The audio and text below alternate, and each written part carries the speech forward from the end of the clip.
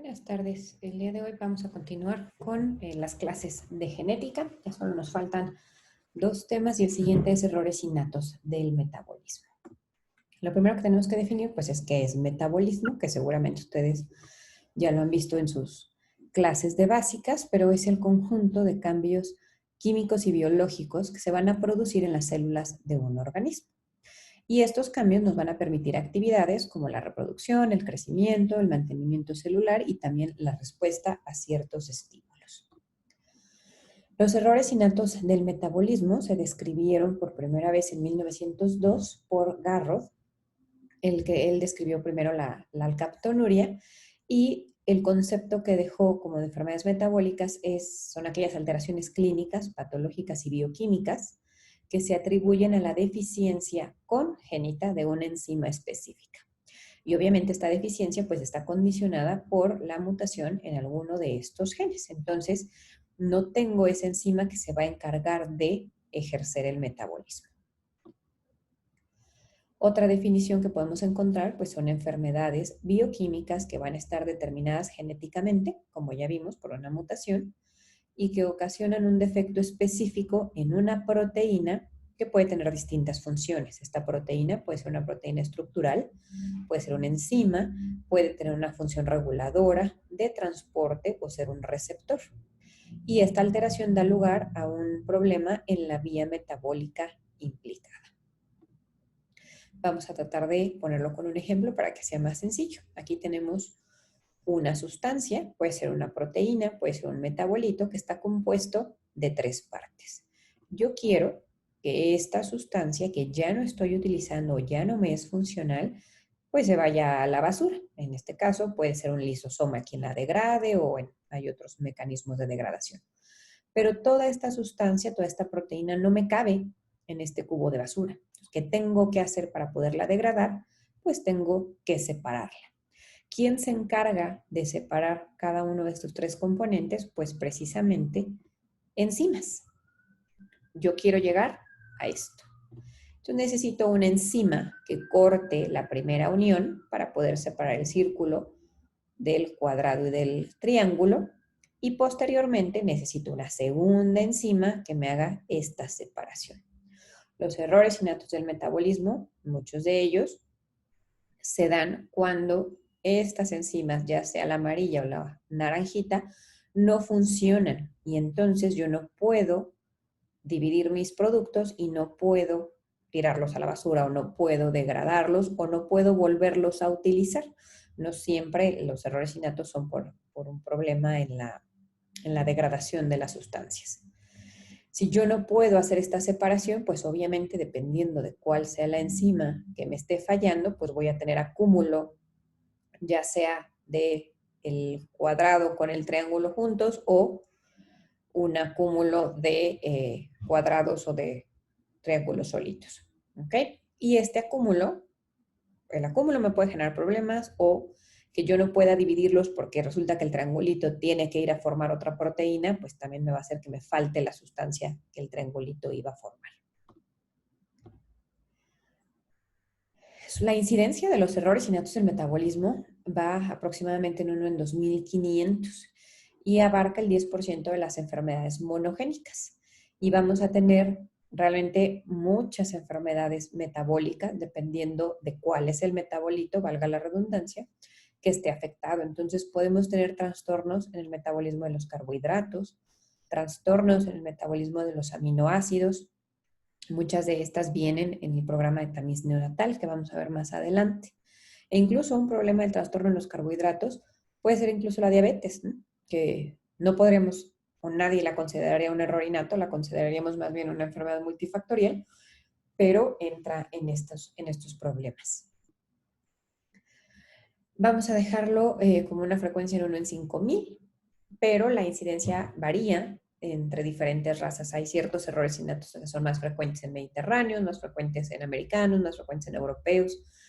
La fibrosis quística, por ejemplo, tiene una frecuencia de 1 en 1600 en europeos, ¿no? Y aquí en México es más rara.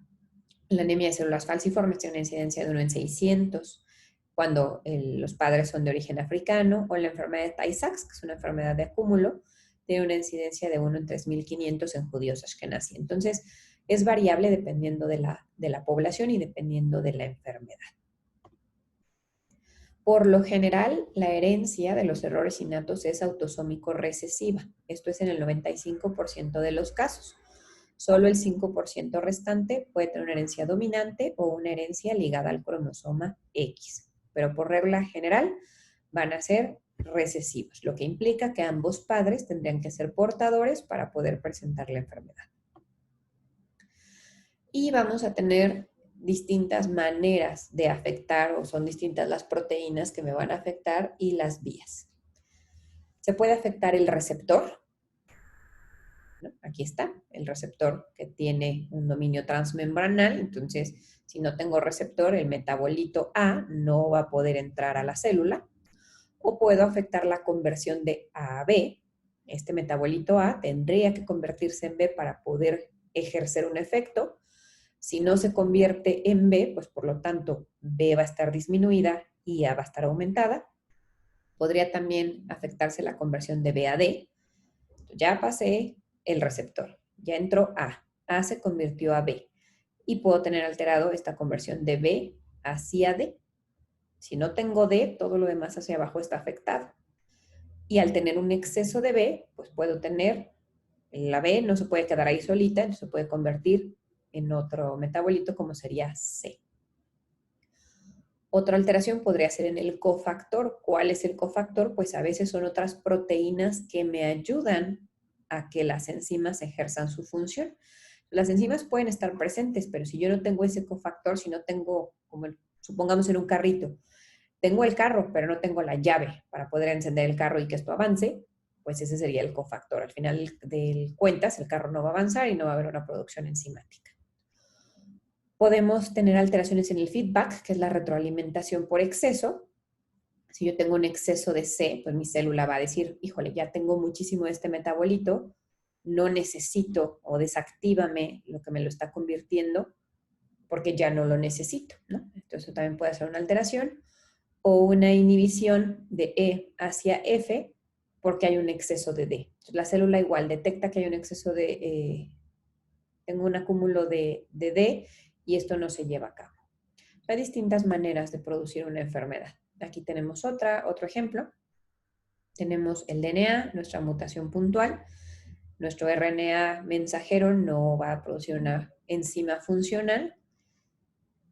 Y aquí tenemos, esta es la alteración en enzima 2, pero tenemos enzima 1, 2, 3, 4 y 5. Cada una de estas enzimas va a metabolizar un paso distinto.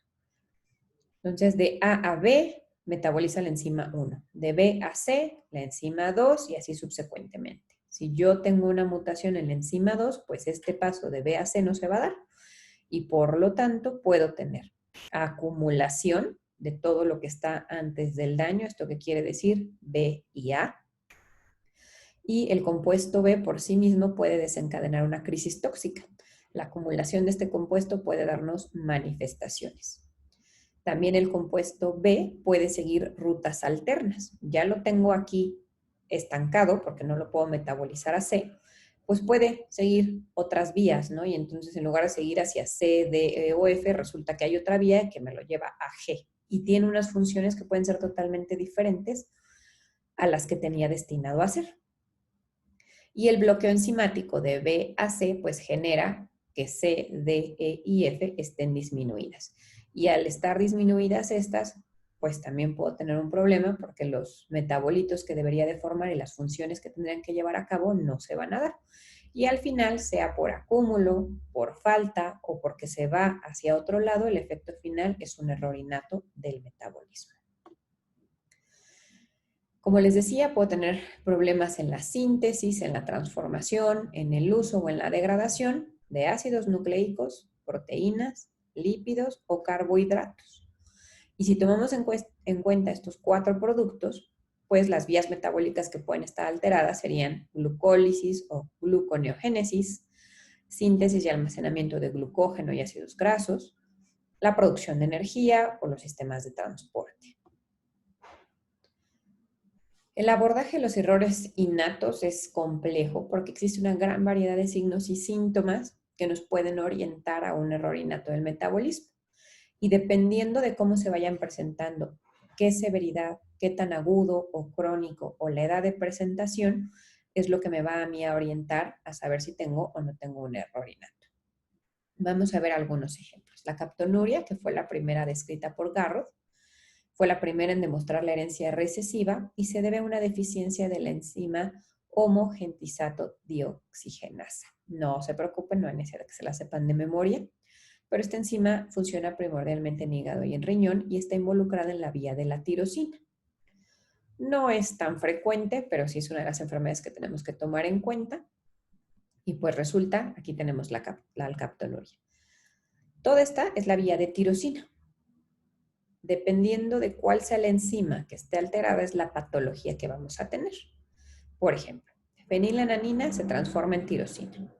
Tirosina en 4-hidroxifenil ácido pirúvico.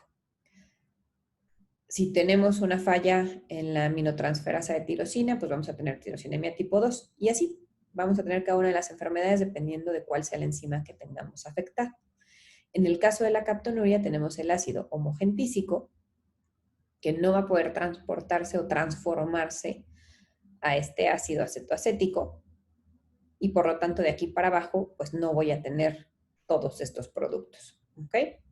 Y de aquí para arriba puede que tenga un acúmulo.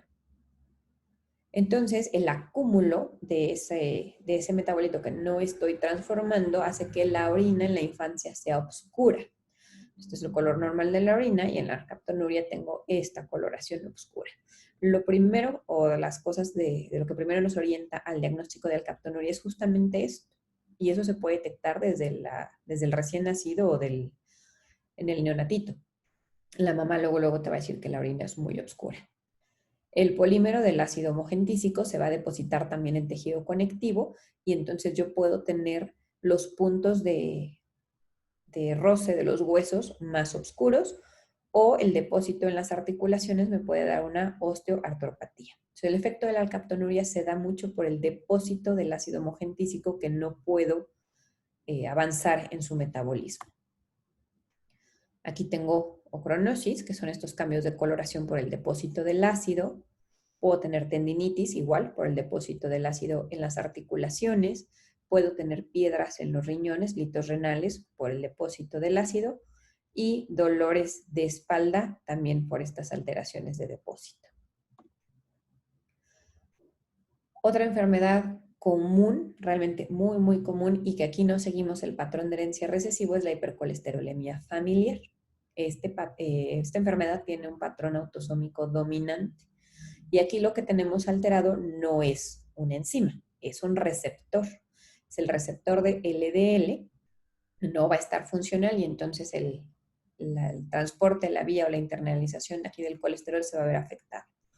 La incidencia es de 1 en 500, realmente es bastante alto, lo mismo que la misma incidencia que un paciente con Klinefelter, pero de heterocigotos. ¿Esto qué quiere decir? Que tiene un alelo dominante y uno recesivo, el dominante afectado, el recesivo sano. Y la presencia de homocigotos dominantes es de 1 en 1.000.000. Entonces es mucho más raro, pero también se puede dar. Entonces tengo el problema del receptor principalmente en el hígado, por lo tanto la concentración plasmática de colesterol va a estar más aumentada, sobre todo el LDL, y este colesterol que no puedo internalizar a las células se va a depositar. Se puede depositar en tendones, se puede depositar en el corazón y darnos una cardiopatía isquémica, pues por el bloqueo que nos da sobre todo en las coronarias. Tenemos lo que se llaman jantomas, que son los depósitos de grasa, y los podemos tener en codos, rodillas, glúteos, donde quieran. Se ven como tumoraciones, pero son sólidas, son duras cuando uno las palpa. También en tendones o incluso alrededor de la córnea del ojo se ven esos puntitos de grasa. Jantelasmas, que son depósitos de colesterol en párpados. Y pues lo más grave, ¿no? La angina u otros signos de arteriopatía coronaria que nos pueden llegar hasta dar infartos.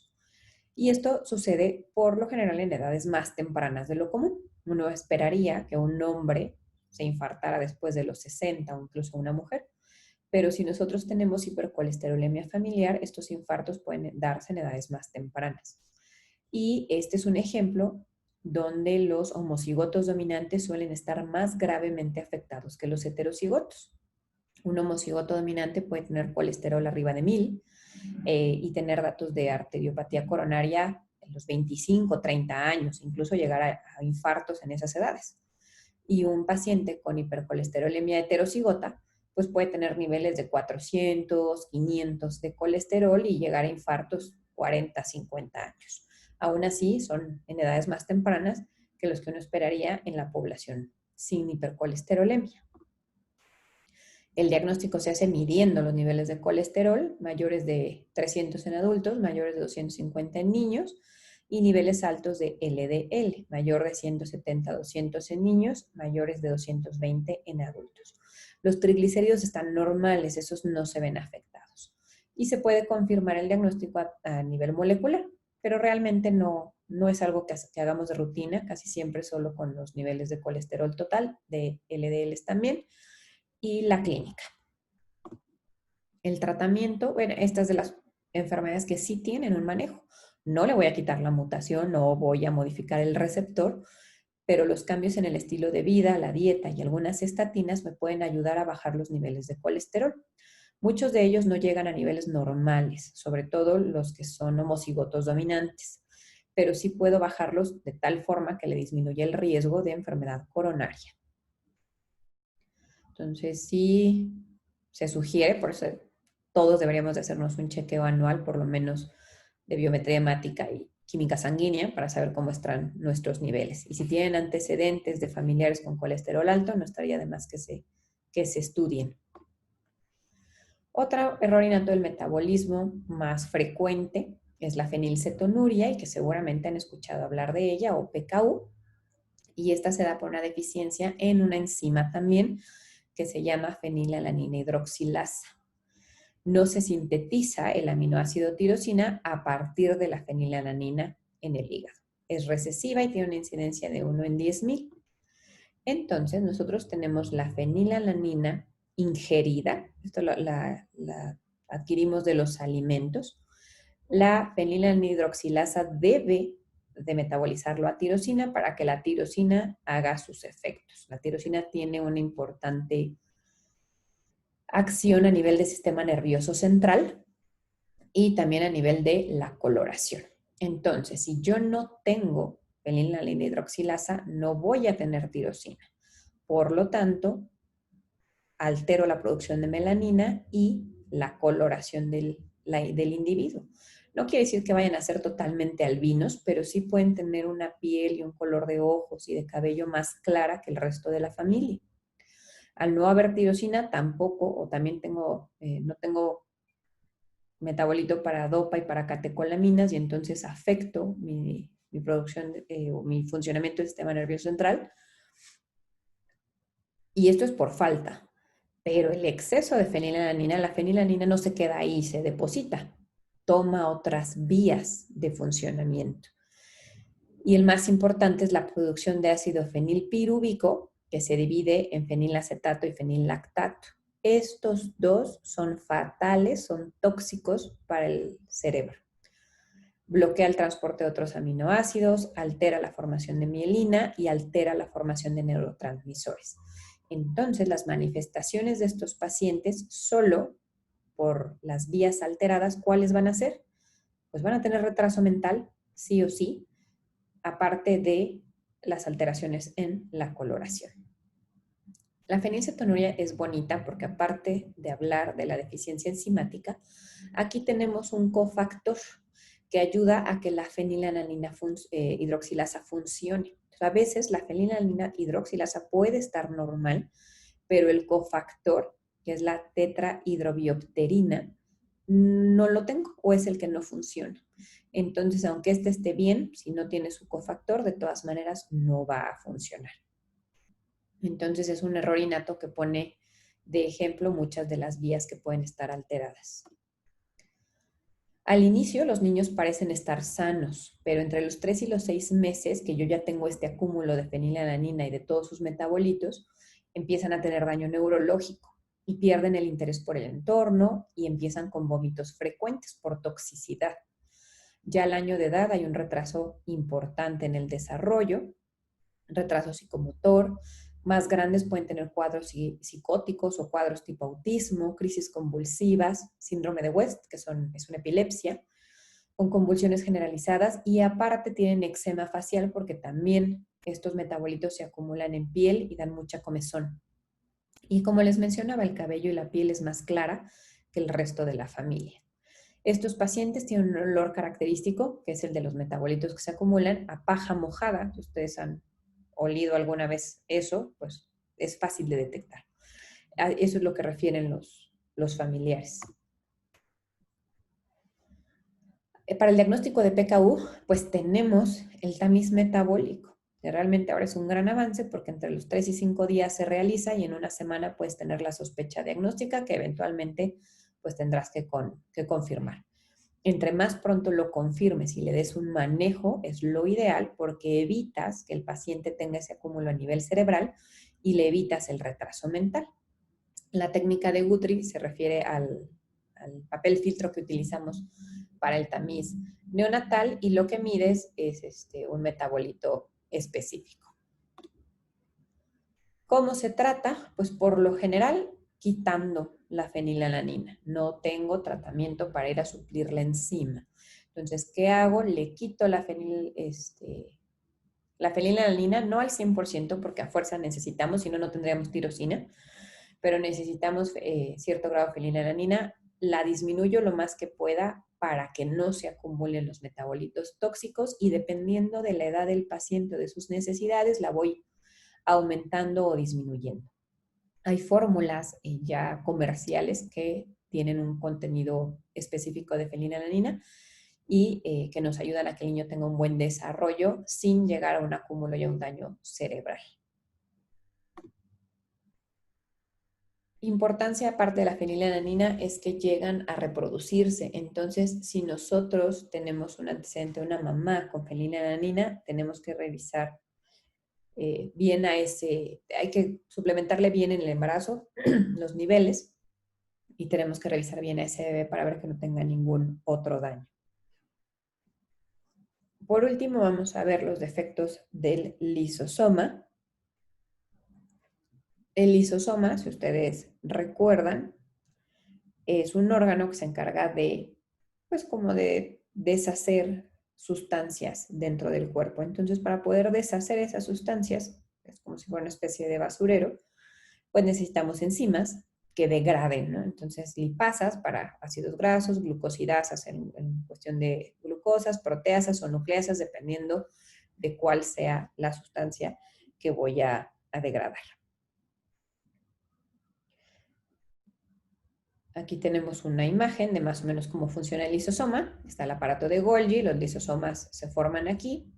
Todo esto que ustedes ven como amarillitos son las enzimas que van a degradar. Aquí tenemos la partícula, el alimento, que puede ser intracelular o puede ser extracelular. Aquí se endosita. Este endosoma se une al lisosoma y las enzimas pues, se van a encargar de degradarlo. Ya que están degradadas, esas partículas pueden liberarse al exterior o pueden quedarse dentro de la célula para volver a ser utilizadas. Y entonces tenemos distintas enfermedades lisosomales. Si yo les digo que son enfermedades lisosomales, pues quiere decir que son esas enzimas dentro del lisosoma las que están fallando o no tengo o tengo en menor cantidad. Y por lo tanto, eso que no puedo degradar se va a quedar dentro de la célula y me va a generar depósitos. Un ejemplo muy claro son las mucopolisacaridosis. Aquí tengo un acúmulo de mucopolisacáridos dentro del lisosoma. Y dependiendo de cuál sea la enzima que me falte, pues es el mucopolisacárido que se va a acumular dentro del lisosoma. Puede ser el heparansulfato, dermatansulfato o queratansulfato incluso. Y dependiendo de ese acúmulo, son las enfermedades. Tenemos alrededor de 7 descritas. El síndrome de Horler, que es la mucopolisacaridosis tipo 1, es por acúmulo de paransulfato y dermatansulfato. Esta es la enzima que está afectada. Y estos pacientes, el heparán y el dermat, se pueden acumular en el sistema nervioso central. Todos los mucopolisacáridos que entran en el sistema nervioso nos van a generar retraso, una facies tosca por el acúmulo Son pacientes con talla baja, opacidad corneal, hepatoesplenomegalia, alteración de las válvulas cardíacas, piel gruesa y alteraciones óseas. Todo eso es por acúmulo. Y tenemos esta carita. Ven cómo se ven muchísimo más anchos, una aparente macroglosia, la frente se ve muy, muy ancha, la ceja es muy poblada. Y aquí no alcanzamos a ver las alteraciones óseas, pero pues sí son importantes. Aquí tenemos otro paciente igual, con esta facies tosca. Hunter es muy parecido a Horler o a la tipo 1, pero este es MPS tipo 2. Aquí no tienen opacidad corneal. Pueden tener lesiones como tipo piel de gallina y manchas mongólicas externas, y esta es ligada al cromosoma X. Entonces solo vamos a ver varones afectados con mucopolisacaridosis tipo 2. Tenemos también la tipo 4, en donde aquí es exclusivamente la afección ósea porque no atraviesa barrera hematoencefálica y no hay acúmulo en sistema nervioso central y por lo tanto no hay retraso mental. El diagnóstico: buscas los mucopolisacáridos en orina, puedes hacer el análisis enzimático o el diagnóstico molecular. Y la ventaja de estas es que ya hay reemplazo enzimático, entonces podemos darles este tratamiento, no curarlos, pero sí hacer que la enfermedad se retrase o los síntomas se retrasen. ¿Qué enfermedades metabólicas tienen tratamiento de reemplazo hasta ahorita? Enfermedad de Gaucher, que es lisosomal, Fabry, que también es lisosomal, Pompe y mucopolisacaridosis.